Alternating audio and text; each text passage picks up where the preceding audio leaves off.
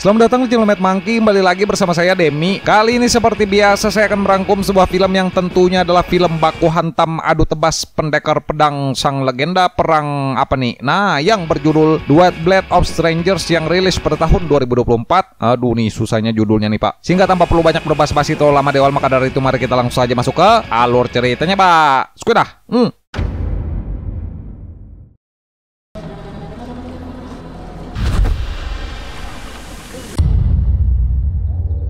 Film dibuka dengan memperlihatkan sebuah aksi kudeta kejam yang dilakukan oleh pangeran tertua Kekaisaran Tiongkok yang bernama Qi, di mana pembantaian itu ia lakukan setelah kaisar terdahulu tutup usia dan ingin merebut kekuasaan dari tangan putra mahkota selaku ahli waris, yang berkat aksi liciknya itu singgasana kerajaan pun kini sudah dipastikan akan jatuh ke tangannya. Namun di ambang kematian putra mahkota pun mengatakan jika pangeran Qi tidak akan bisa melenyapkan garis keturunannya. Seminggu semenjak aksi kudeta, Pangeran Qi pun kini masih dihantui oleh ancaman putra mahkota yang terus membuatnya khawatir, dan tak lama Komandan Zhang selaku ajudannya pun benar saja melaporkan jika putra mahkota telah memiliki seorang bayi. Sehingga mendengar hal itu, Pangeran Qi pun seketika langsung menyuruh Zhang untuk bergegas mencari dan membunuh bayi tersebut, karena ia tidak ingin kekuasaannya diambil oleh si bayi yang nantinya saat besar berhak menjadi raja.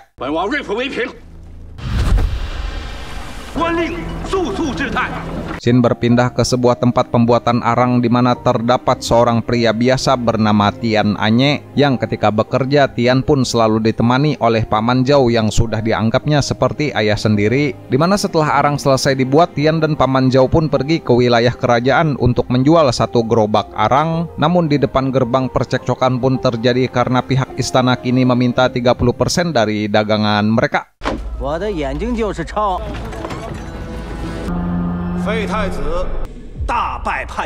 Tiba hari di mana upacara pelantikan kaisar baru pun diadakan untuk mengangkat Yang Dong selaku adik dari putra mahkota, dan tentu saja ia hanya dijadikan sebagai tameng oleh Pangeran Qi karena usianya yang masih belia dan mudah diatur, di mana hal itu Qi lakukan untuk cari aman supaya para pejabat kerajaan tidak menentangnya. Yang di upacara tersebut menteri pun memohon sebuah permintaan dibuatkan makam pahlawan bagi prajurit yang gugur.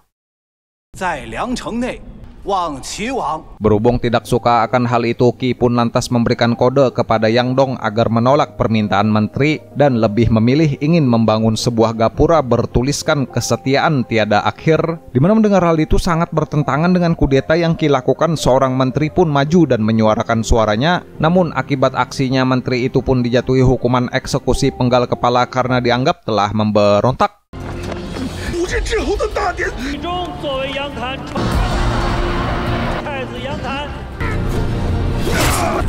Kembali ke Tian yang saat itu sedang makan McD, ia pun tiba-tiba saja berdelusi melihat bayangan sebuah unta hitam yang itu mengingatkannya kejadian masa lalu tentang seseorang yang telah terbunuh. Dimana ketika kembali menemui Paman Zhao, seorang gadis bernama Nie Ling pun tiba-tiba datang ingin minta pertolongan untuk melindungi bayi yang ia bawa dari kejaran para pasukan istana.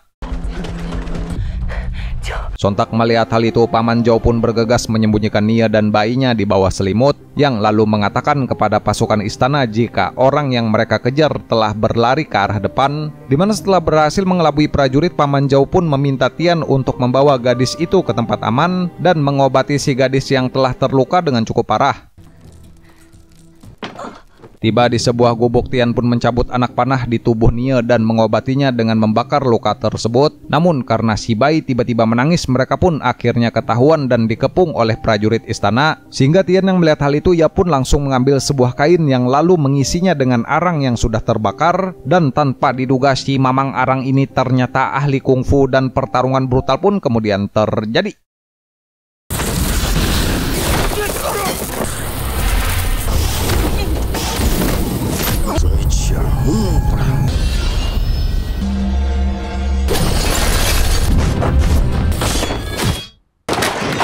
Mendengar para anak buahnya dibantai oleh seorang penjual arang biasa, Jang pun melaporkannya kepada Pangeran Qi, dan dari cara bertarungnya ia pun curiga jika penjual arang itu mirip dengan komandan perang pasukan Modao yang konon katanya pria itu pernah mengalahkan 3.000 prajurit musuh dengan hanya seorang diri, namun karena suatu alasan ia pun kini telah menghilang dari dunia persilatan.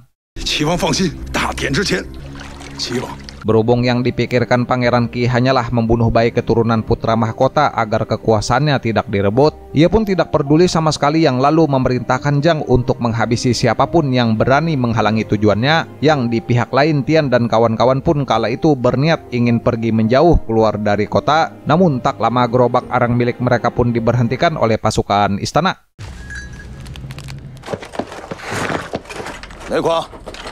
Mendengar pemimpin pasukan itu ingin membeli arang, Paman Zhao pun berusaha menolak karena si bayi telah disembunyikan di dalam sana. Namun beruntung Nia gerak cepat dengan mengarang cerita jika arang mereka sudah dipesan oleh pasukan Qi Fei. Dimana mendengar hal itu, prajurit itu pun akhirnya percaya yang kemudian pergi dan kembali berpatroli. Yang tak lama setelah itu seorang wanita misterius pun muncul mengawasi pergerakan mereka.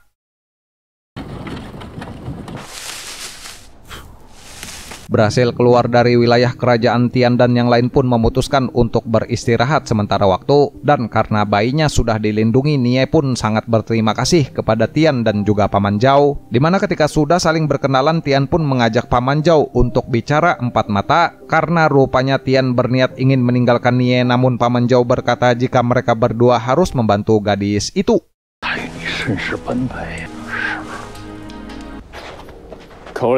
Tiba besoknya benar saja Tian pun memberikan sejumlah uang dan beberapa makanan yang lalu menyuruh Nie pergi. Namun ketika ingin berpisah, wanita misterius yang mengawasi kemarin malah muncul dengan pasukannya, di mana rupanya pendekar yang bernama Shingo ini adalah mantan tangan kanannya mendiang putra mahkota yang mengatakan jika bayi yang digendong itu adalah satu-satunya ahli waris kerajaan yang berhak menjadi kaisar.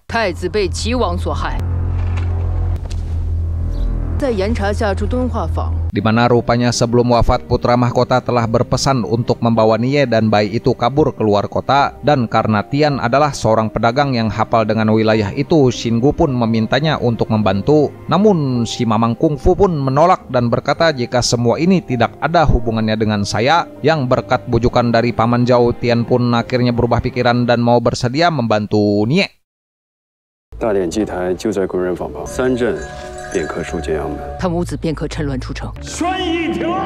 Setelah mengatur rencana pelarian, mereka pun kemudian memesan kamar di sebuah penginapan setempat. Yang setibanya di sana, Paman Zhao pun bermain suling dan membawakan sebuah lagu sedih, di mana si kakek pun bercerita jika suling ini adalah satu-satunya barang yang tersisa dari mendiang anaknya. Dan setelah beberapa saat, Tian pun datang dan mulai sedikit peduli dengan membelikan Nie sepatu baru. Tiba malamnya, Jang pun mendapat laporan dari pengawalnya yaitu Liu Bingfeng jika ia telah menemukan bayi putra mahkota. Namun tidak berselang lama, Tian malah tiba-tiba mengetuk pintu ingin menawarkan jualan arang, di mana rupanya niat asli si Mamang ini datang karena ia ingin memperingatkan Jang untuk menjauh dari Nie dan juga bayinya, yang lalu terang-terangan menantang datang saja malam ini ke penginapan jika kalian tidak ingin saya habisi. Pulang ke penginapan, Tian pun menyuruh Paman Zhao untuk membawa Nie pergi menemui teman lamanya bernama Bo Silang dan memberikan sebuah plakat agar Bo Silang temannya itu mengenali mereka dan bersedia mau membantu. Di mana Tian pun kemudian bersiap menghadang pasukan Jang dengan membuat asap agar penghuni hotel dievakuasi. Yang setelah pasukan Jang datang menyerbu, Tian dan Shingo pun kemudian membrutal pakai paring petasan.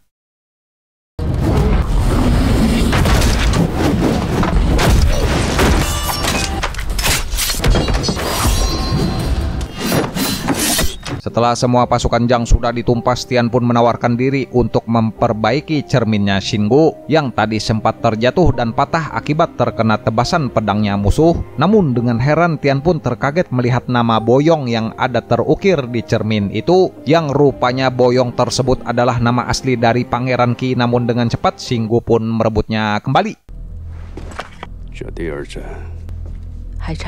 Tak lama anak buah Shingu pun melapor jika Nie dan Paman Zhou sudah menghilang dari penginapan, dan mendengar hal itu Shingu pun lalu menanyakan kepada Tian di mana keberadaan mereka berdua, sehingga Mamang yang ditanya ia pun pura-pura tidak tahu meskipun sebelumnya dirinya lah yang menyuruh si kakek pergi. Namun ketika ingin beranjak Tian pun tiba-tiba pingsan yang rupanya tadi Shingu diam-diam telah membiusnya.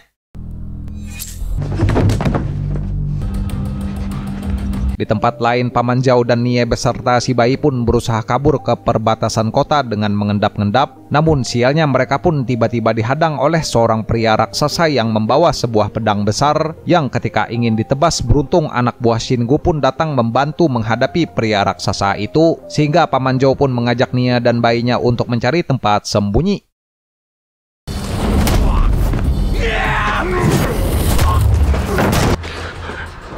Melihat pasukan Zhang berlari ke arah mereka, Paman Zhou pun menyuruh Nie untuk menemui bos silang di kota selatan, dan setelah menyerahkan plakat, beliau pun kemudian bernyanyi sekeras mungkin untuk menarik perhatian musuh, dimana dengan berniat ingin mengorbankan diri, Paman Zhou pun berhasil menjauhkan musuh yang tadi hampir menangkap Nie. Namun sebagai gantinya alhasil beliau pun disiksa oleh Liu habis-habisan. Bangun dari pingsannya, Tian pun bergegas mencari Paman Zhou yang kini telah disandera oleh pasukan Zhang, dan karena sudah menolak menyerahkan Nie, Zhang pun lalu membongkar identitas Mamang Tian yang adalah sang legenda perang, yaitu komandan pasukan Modao yang bertahun-tahun bersembunyi karena menyesal telah membunuh seorang anggotanya, yang orang itu tak lain adalah anaknya Paman Zhou sendiri, dan itulah sebabnya kenapa Tian selama ini menjaga hidupnya si kakek.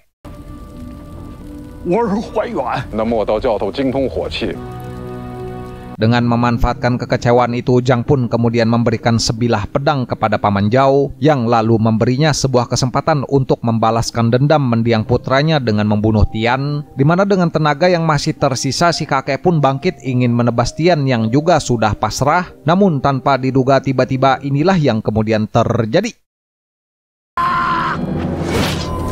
Sialnya Zhang dengan cekatan ia pun mampu menghindari tebasannya Paman Zhou yang lalu balik menusuknya, dan sebelum pergi ke surga, Paman Zhou pun menitipkan pesan jika Tian harus melindungi Nie dan juga bayinya, sehingga akibat orang yang ia sayangi kini telah tewas di depan matanya, Mamang Tian pun murka yang lalu bangkit dan menunjukkan seberapa brutal dirinya dulu, yang pertarungan pedang saling adu tebas bacok pun terjadi begitu sengit.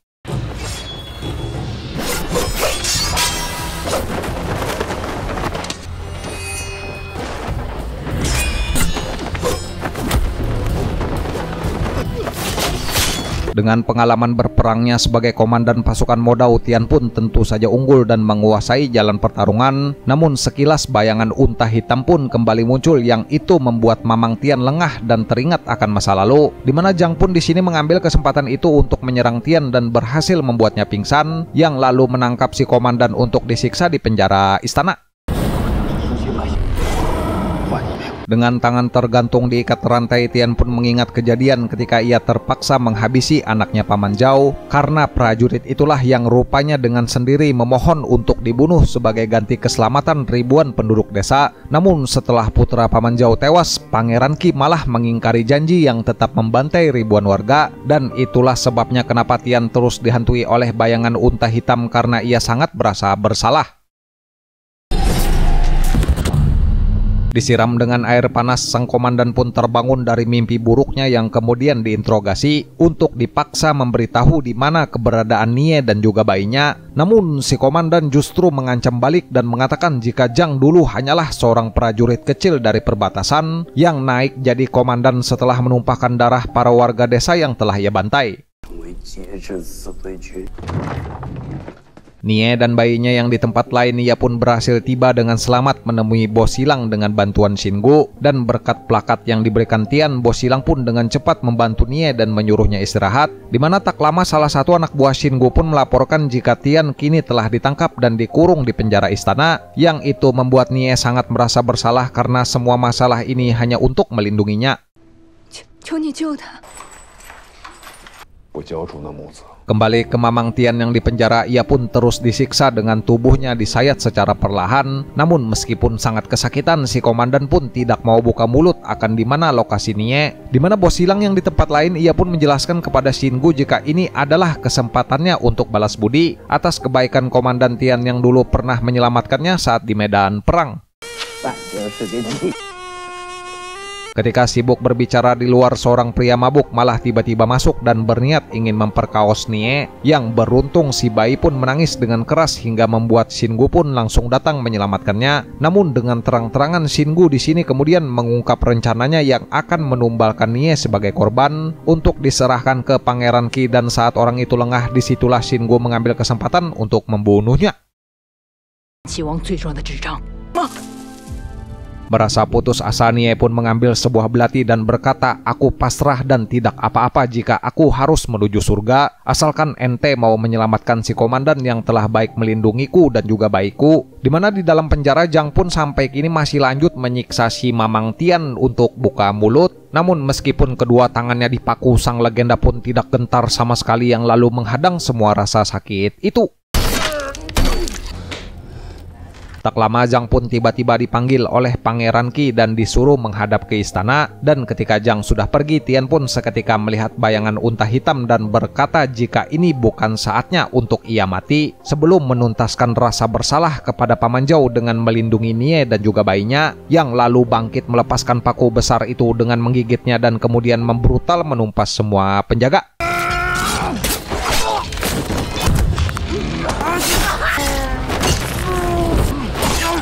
Berkat bantuan dari Xinggu, si pendekar putih Mamang pun akhirnya berhasil membantai semua pasukan istana, yang tanpa buang waktu banyak mereka pun langsung bergegas kabur menggunakan sebuah kereta kuda. Dimana akibat terluka dengan cukup parah, Tian pun bersembunyi di bawah lantai kereta tersebut, yang dengan licik Liu pun dengan sengaja membiarkan mereka kabur agar Zhang atasannya dipecat pangeran dari jabatannya.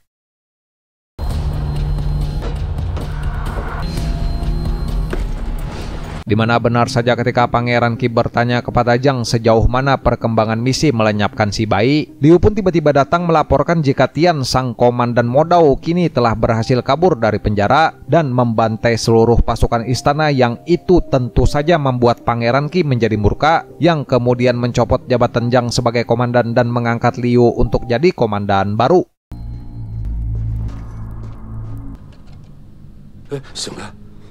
Bangun dari istirahat, Tian pun dibuatkan oleh Nie sebuah pil obat agar tenaganya kembali pulih, dan juga memberikan suling milik Paman Zhou untuk mengenang kematian si kakek yang lalu beranjak pergi. Dimana mengingat tulisan boyong yang ia temukan di cermin, Tian pun menanyakan ada hubungan apa Xinggu ini dengan Pangeran Qi, karena boyong itu adalah nama asli sang pangeran dan kenapa ia memiliki cermin tersebut. Dengan penuh amarah, Xinggu pun mengungkap kebenaran jika pangeran kejam itu adalah ayahnya sendiri yang telah mengubah titah kaisar dengan membantai penduduk desa, merampas harta warga dan melecehkan para wanita, yang juga dengan sadis membunuh putra mahkota yaitu orang yang sangat ia hormati, sehingga meskipun orang itu adalah ayahnya, Xinggu pun tetap akan membalas dendam dan tidak sudi menjadi darah dagingnya.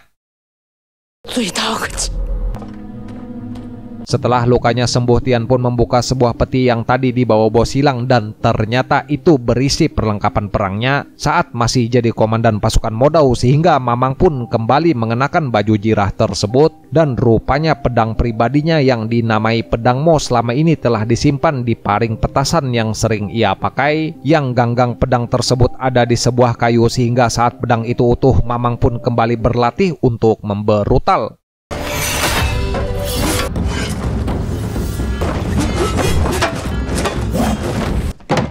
Dengan berniat pergi ke upacara untuk menjalankan rencana membunuh Pangeran Qi, Xinggu pun kemudian menyuruh Nie bersiap. Namun ia pun dikejutkan akibat sang bayi putra mahkota yang diperebutkan malah menghilang. Dimana itu ternyata adalah ulahnya Nie, karena ia takut jika Xinggu ini juga akan mengorbankan anaknya. Sehingga Nie pun menyuruh nenek bisu penjaga di sana membawa kabur si bayi agar tidak dijadikan alat untuk balas dendam. Tak lama Tian pun muncul dari balik pintu yang lalu dengan cepat merebut si bayi dan menyerahkannya kepada Nie, sehingga terjadilah pertarungan singkat yang tentu saja itu dimenangkan oleh si Mamang Komandan, dimana setelah berhasil membius Shingu, Mamang pun dibantu bos silang dan anak buahnya merubah tempat itu jadi sebuah benteng, yang lalu tanpa menunggu lama Nie pun meminta sang nenek untuk segera membawa bayinya menjauh ke tempat aman. Sebelum pertempuran dimulai, Tian pun meminta bos silang untuk pergi berlindung menyelamatkan diri. Namun karena ingin membayar utang budinya, bos silang pun menolak dan berkata jika ia juga akan ikut berperang. Yang tidak berselang lama dari itu, Liu dan pasukannya pun tiba menyerbu tempat tersebut dan menyuruh Tian untuk menyerah. Namun bos silang justru malah takbiran memukul gendang hingga perang pun kemudian dimulai.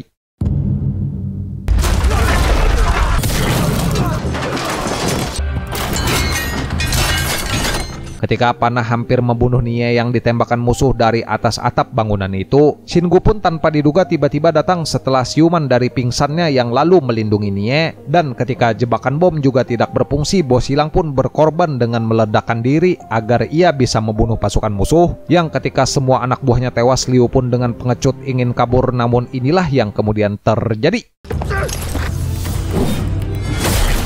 Setelah menumpas Liu dengan tebasan maut, Mamang Komandan pun bergegas memeriksa teman-temannya. Namun sayangnya Shingu dan bos silang sudah pergi ke surga dan hanya tersisa Nie yang masih hidup. Dimana tak lama Zhang pun tiba-tiba datang dengan sengaja ingin membalas dendam dan menuntaskan ambisi pribadinya, yaitu untuk menghabisi seorang legenda perang sang Komandan Modao, sehingga pertarungan akhir pun terjadi begitu brutal.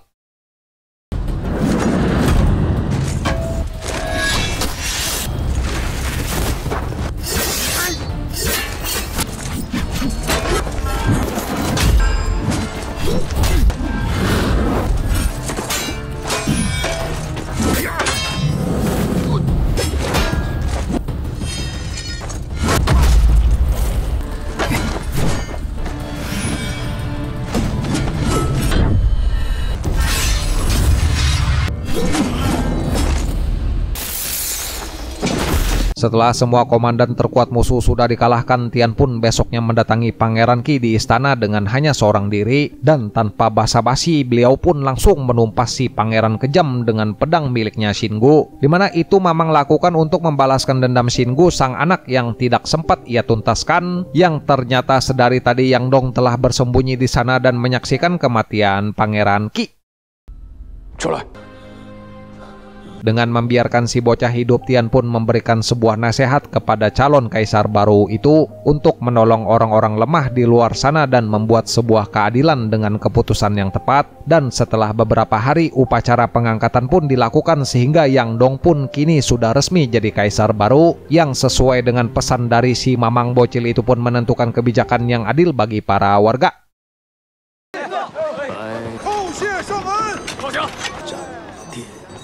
Dengan kondisi kerajaan yang kini sudah terbebas dari tirani Pangeran Qi, Mamang dan Nie pun kemudian pergi dari kota tersebut, dan setelah berjalan cukup jauh mereka pun menemukan sebuah gulungan resmi dari balik sarung si bayi, di mana di gulungan tersebut terdapat sebuah tulisan dari mendiang putra mahkota yang berisikan sebuah titah, jika bayi ini kelak pasti akan naik tahta dan menduduki singgasana menjadi raja yang adil bagi para rakyatnya.